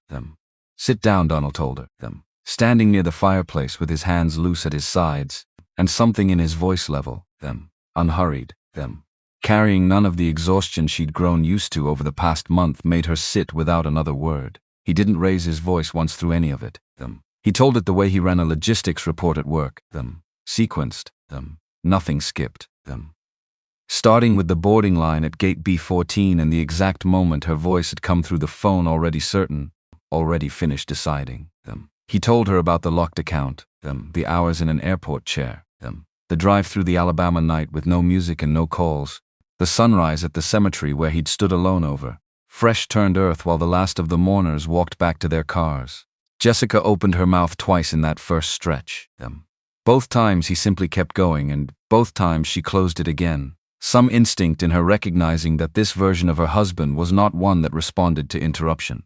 Teresa hadn't said a single word since Jessica walked in, and she didn't say one now, but something in the stillness of her posture, coat still buttoned, hands folded tight in her lap, carried its own kind of testimony. A sister who had driven 3 hours that morning, specifically to sit in a room and not have to say anything at all, because her presence alone was already doing the work. Jessica glanced at her once, searching for some flicker of the warmth they'd shared at Thanksgivings and birthday dinners over 9 years, and found nothing there but the same patient, unreadable stillness Darnell had learned from their mother a lifetime before either of them had a house or a marriage to protect. He set the first page on the coffee table, the credit line statement, the date, the amount, the signature with its telltale rightward lean. "That's the charge," he told her. $11,400, drawn against a line you didn't know I had, under a signature that isn't mine. Jessica stared at the page like it might rearrange itself into something less damning if she looked at it long enough. He set a second page beside it, the message thread printed clean, timestamps intact, and read 2 lines aloud in a voice that stayed perfectly steady, even as the words themselves did something violent to the room. Teresa's jaw tightened almost imperceptibly at the second line, the only outward sign she gave through the entire morning that any of this was landing on her too, not just on the woman across from her. "He needs a wake-up call. I've been impossible since she got sick." "That's completely out of context," Jessica said, the first real crack showing in her voice, and Darnell let the silence sit a moment before answering. He watched her eyes drop to the page and then away from it, the particular flinch of someone recognizing their own handwriting in words they'd hoped would stay buried in a portal. Neither of them had opened in months. "Your mother told me herself. Wednesday afternoon, her living room, over sweet tea. She said she told you to do something dramatic, that my mother's 2 years of decline were 2 months of inconvenience to our marriage." The room went very quiet at that. Teresa was watching Jessica now the way a person watches something they've been waiting a long time to see finally arrive, and Jessica's composure, so carefully built that, morning in front of a bathroom mirror, began coming apart in pieces she couldn't reassemble fast enough to keep pace with him. He reached into the portfolio on the mantel and set down the final document, 4 pages, notarized, dated 8 months before his mother's death. My mother knew, he told her simply. She restructured the family trust before she died. If a spouse acted against the family's interests during a medical crisis or bereavement, sole authority over this property reverts to me.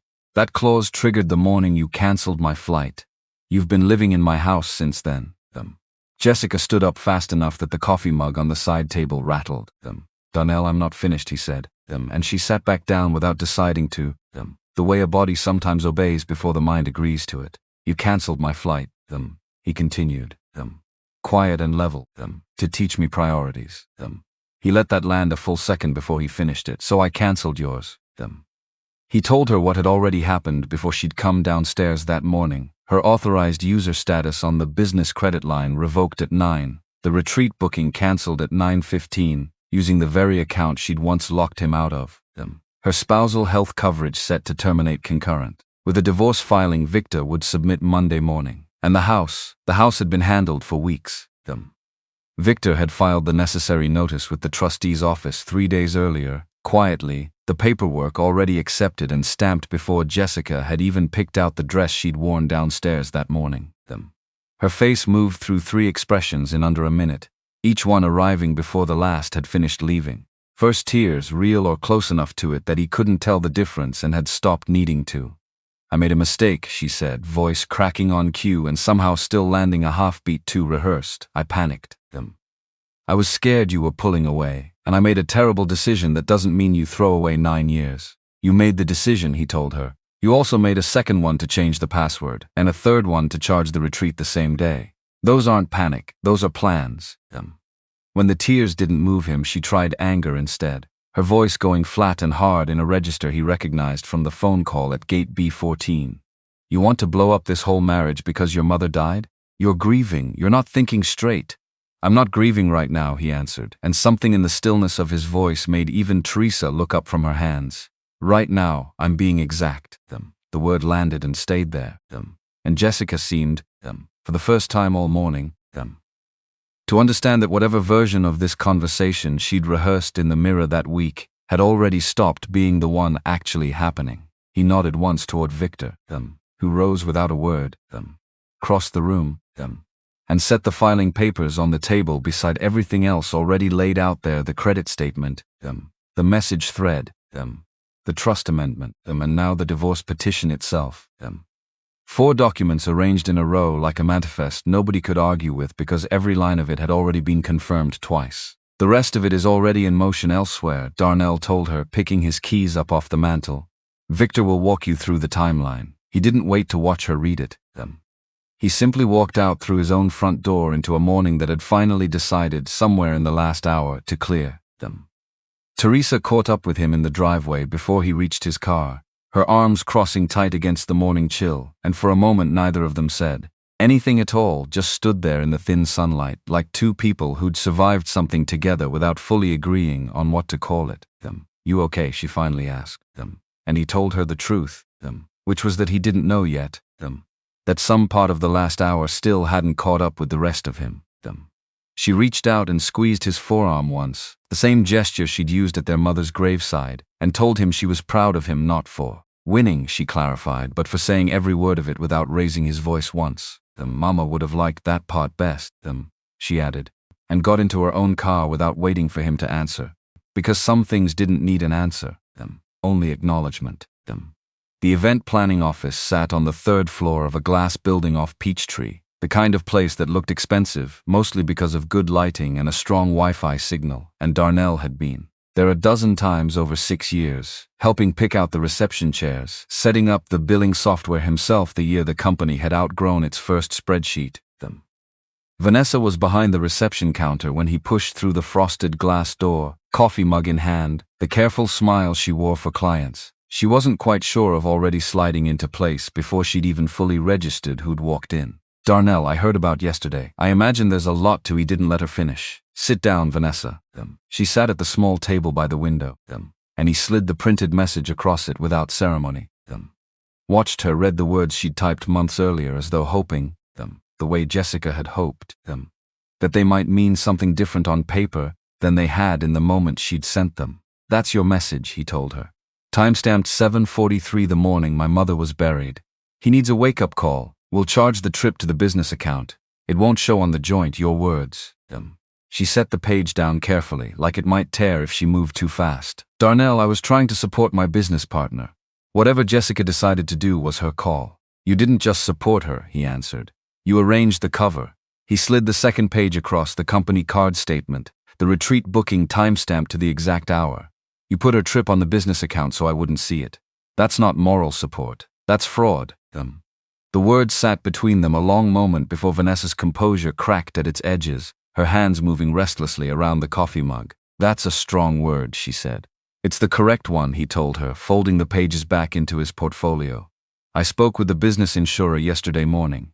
I have a call scheduled with the outside accountant Monday whose name is on that account, not yours.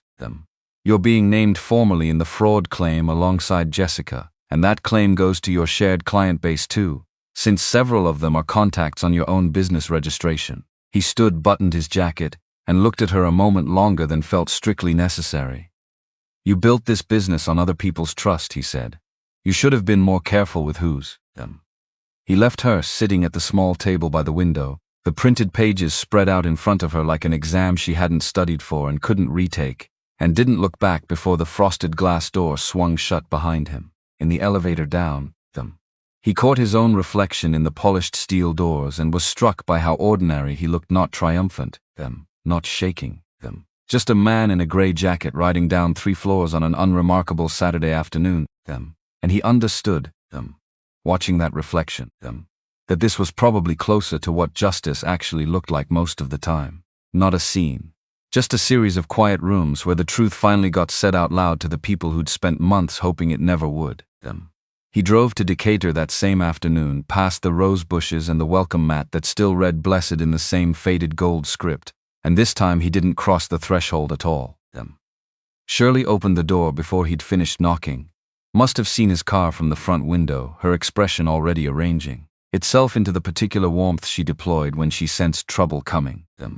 "Darnell, sweetheart," she stepped back to let him pass. "I've been thinking about you. This whole situation has been so I'm not coming in," he told her, staying planted on the welcome mat, and her hand froze against the doorframe. "You told Jessica to do something dramatic. Your words. You told me my mother's decline was 2 months of inconvenience. I'm not here to argue about what you meant. I'm here to tell you what happens next. Darnell, I was only trying to help my daughter. You have to understand.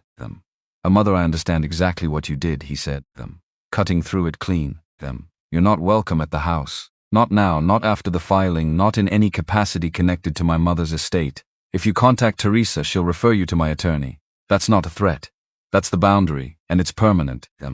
Shirley's composure held for exactly as long as it took her to find the next sentence.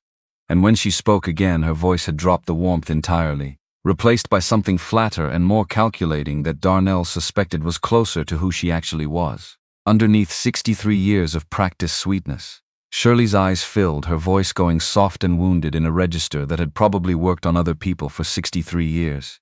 "You're cutting me off over advice I gave my own child. She's my daughter, Darnell." In Odessa, he held her gaze one steady beat.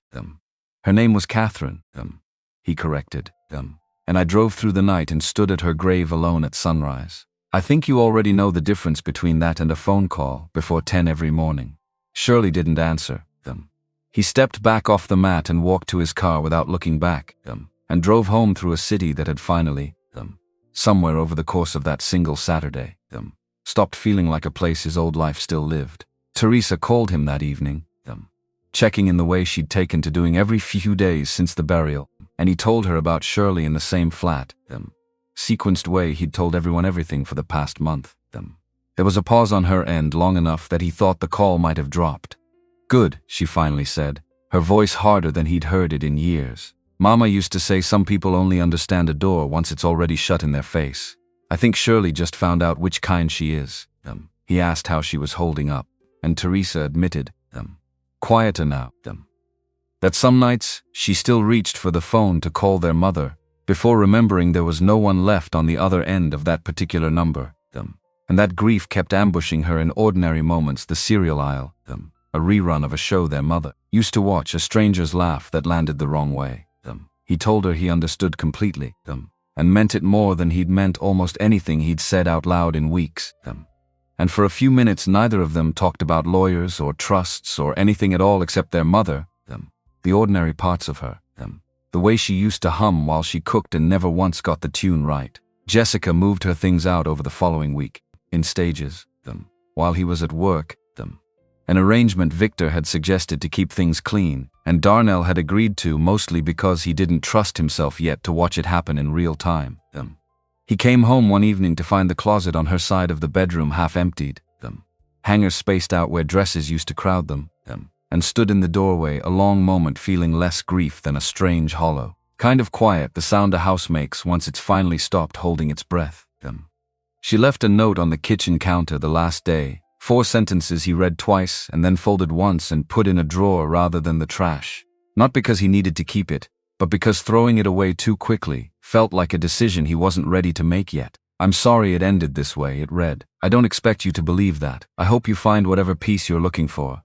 "I hope I do too," he didn't write back. Some part of him understood there was nothing left that either of them could say that would change what the last 2 months had already settled.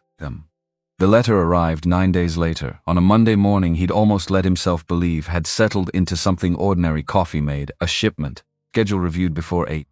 The particular quiet of a house that finally belonged, on paper and in fact, to only him.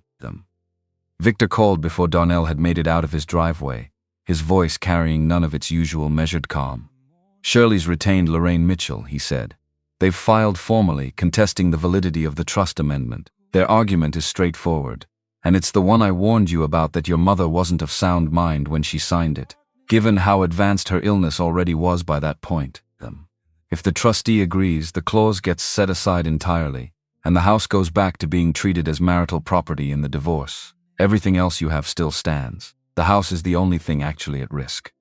Darnell sat in his driveway a long moment after the call ended, engine still running, watching a neighbor's sprinkler arc back and forth across a lawn 2 doors down, and understood that the version of this story where the hardest part was already behind him had just quietly closed.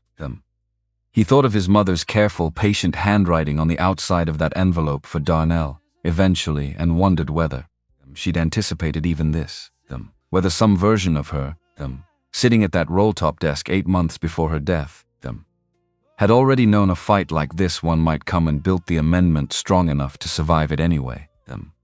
He didn't have proof of that yet. He'd hung her old alphabet chart in his own front hallway the week after the funeral, the same one that had sat rolled up in her closet for decades, faded and creased along lines that had never fully softened out.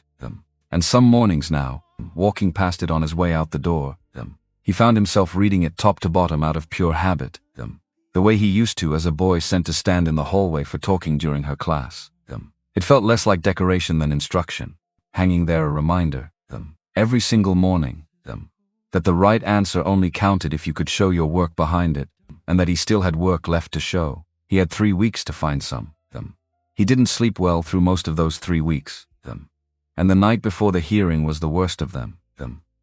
Lying awake, running through everything Victor had prepared the way he used to run through shipment routes before a storm, checking for the gap nobody had caught. The loose thread Lorraine Mitchell might pull on in front of a stranger, empowered to undo everything his mother had spent her final months building. He got up a little after 2 and went downstairs, not to the laptop this time. Nothing left to investigate, just to sit at the same kitchen table where all of it had started, running his palm across the wood the way he'd once run it across his mother's trust amendment, and found himself talking to her out loud in the empty kitchen, quiet enough that even he could pretend afterward he hadn't. "I need this to hold," he told the darkroom, "not for me, for what you meant by it." He sat there another hour before finally going back up, and slept, in the end, better than he expected to, the particular deep exhausted sleep that sometimes follows finally saying the true thing out loud, even to no one. Victor moved fast once the filing came in, and the strategy he laid out over the following days was different in character from everything that had come before it. This wasn't documentation Darnell already possessed, waiting to be organized.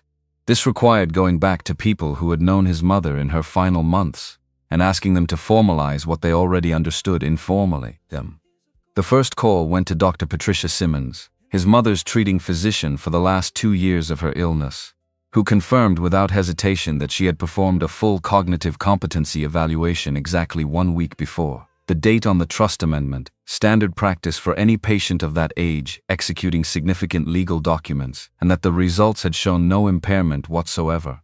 She agreed to provide sworn written testimony and to appear in person if the hearing required it. The second call went to the estate attorney who had actually drafted the amendment, a semi-retired lawyer named Franklin Reese working out of a small office in Tuscaloosa who remembered Catherine Hill clearly not as a vague file from months ago, but as a specific, formidable woman who had met with him twice alone. Insisted on reading every clause aloud back to him to confirm she understood it correctly before signing anything, and had made a joke, he recalled with something like fondness in his voice, about not wanting to leave her son a mess he'd have to sort out from a hospital waiting room. He thanked Reese for the coffee and the memory both, and drove back to Atlanta with the windows cracked despite the cold, letting the sound of the highway fill the space where words would otherwise have had to. Darnell drove up to Tuscaloosa himself to sit with Franklin Reese in person, rather than rely on the phone call alone. Some instinct telling him this particular piece of the case deserved to be gathered the way his mother had gathered everything that mattered to her face-to-face with time taken, nothing rushed. Reese's office turned out to be a single converted room above a hardware store, shelves of case files going back decades. And the old lawyer poured them both coffee from a machine that had clearly seen better years before settling behind a desk, cluttered in the specific way of a man who knew exactly where everything was despite appearances. "Your mother sat right where you're sitting," he said, gesturing at the chair Darnell now occupied. "Twice. Second time she brought her own reading glasses because she said mine weren't strong enough, and she wasn't signing anything she couldn't read clean." He shook his head, smiling faintly at the memory. "I've drafted probably 400 of these amendments in my career. Maybe a dozen people ever asked me to read it back to them out loud before signing. Your mother was the only one who then read it back to me, just to make sure I hadn't skipped anything the second time through." Dr. Simmons met him at her clinic between appointments, standing in a hallway that smelled faintly of antiseptic and the particular hush of a building where people came to receive difficult news, and she spoke about his mother with a directness that felt less like a doctor discussing a file and more like someone recalling a person she'd genuinely respected. "Your mother had more clarity in the last 6 months of her life than most of my patients have in perfect health," she told him. She asked better questions about her own prognosis than half the family members who sit in that chair across from me. Whatever anyone tries to argue about her state of mind when she signed that amendment, I'll say it under oath as many times as they need to hear it. That woman knew exactly what she was doing right up until the very end. It was Teresa who found the third piece. Going through their mother's phone a few days later while helping Darnell close out the last of the estate accounts, a video file, 11 months old, recorded on a Tuesday afternoon and never sent to anyone, sitting quietly in a folder labeled nothing more descriptive than the date. Neither of them had known it existed. Teresa played the first 10 seconds alone before calling Darnell over. And when he sat beside her and watched the rest of it, he understood, with a clarity that arrived somewhere below language, exactly what his mother had built and why she'd built it the way she had. She sat upright in a kitchen chair, hair done, voice clear and unhurried, and spoke directly into the camera like she was leaving instructions for a substitute teacher rather than a legal record. "If anyone's watching this," she said, "it means I've done something with the trust that somebody didn't expect, and they're asking whether I knew what I was doing. I knew exactly what I was doing. I've raised 2 children who know how to build things that last, and I am not going to leave one of them standing in a house he can't protect, because I was too polite to plan ahead." The hearing took place on a Thursday morning in a conference room on the 9th floor of a bank building downtown, before an independent trustee named Harold Whitmore, who had reviewed trust disputes for the better part of 3 decades and carried the particular unhurried patience of a man who had heard every argument twice before. Lorraine Mitchell opened for Shirley's side with a version of the incapacity argument Victor had already predicted, almost word for word: advance illness, medication regimens that could impair judgment, a family member's grief-driven suspicion mistaken for legal clarity. She was careful, precise, clearly good at her work. And for the first several minutes, Darnell felt the same cold unease he'd felt sitting in his driveway the morning the letter arrived.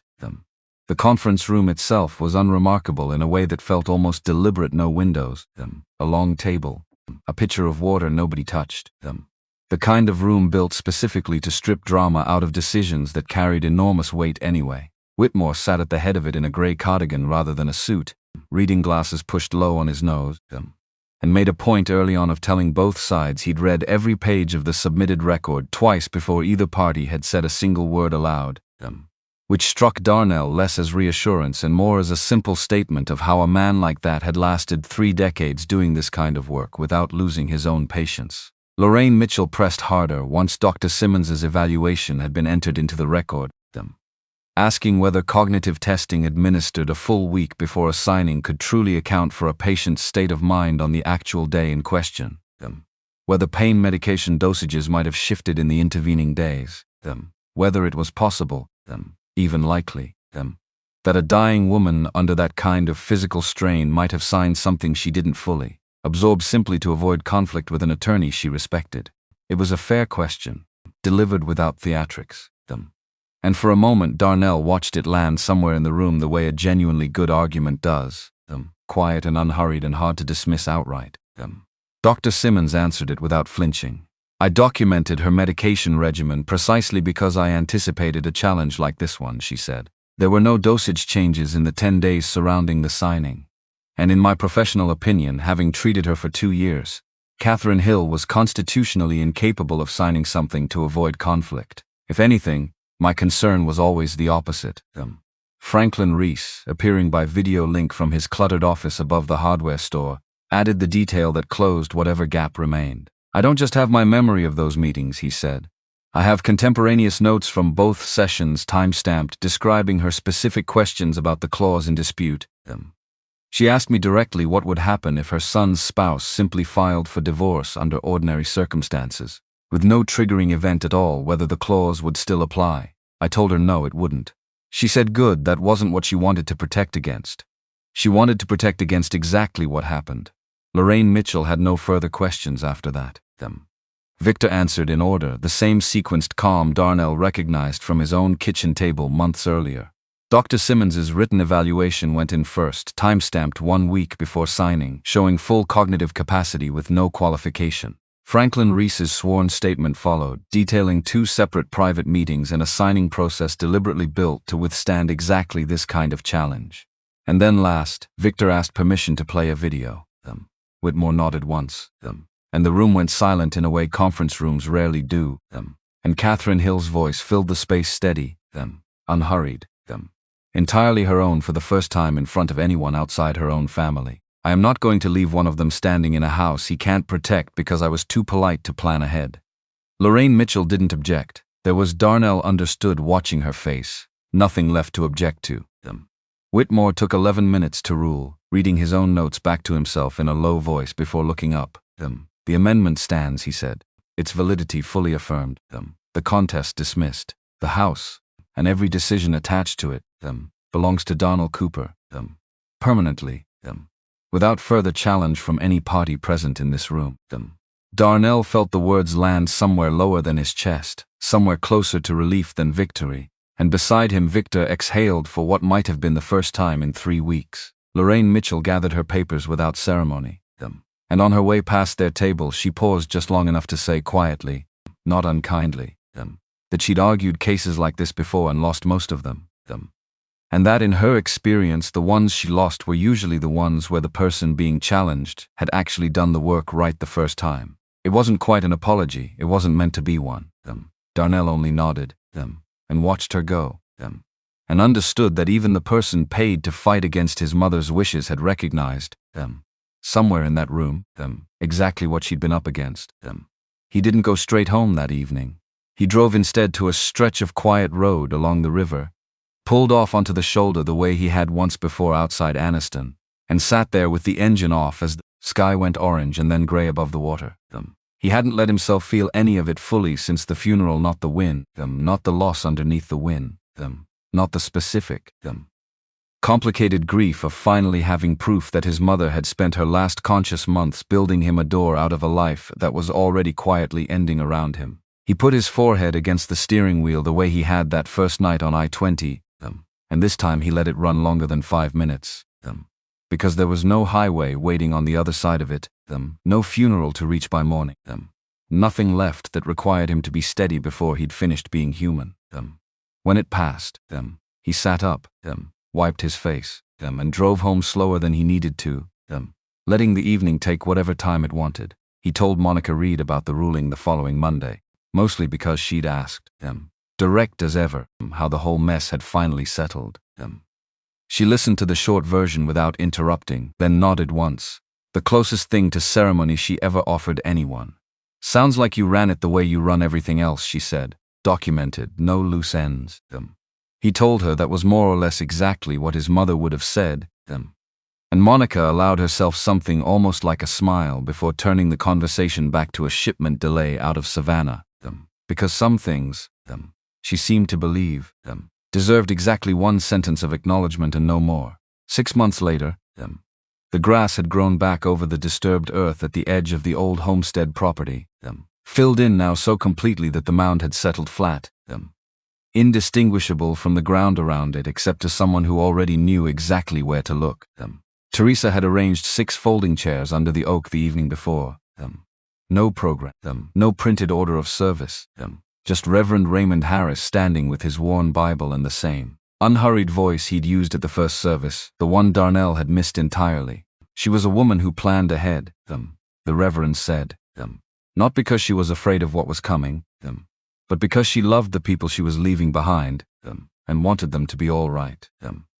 Darnell stood at the end of the row in a dark gray suit, not black. His mother had always said black was for strangers and didn't look away from the headstone once through all 40 unhurried minutes.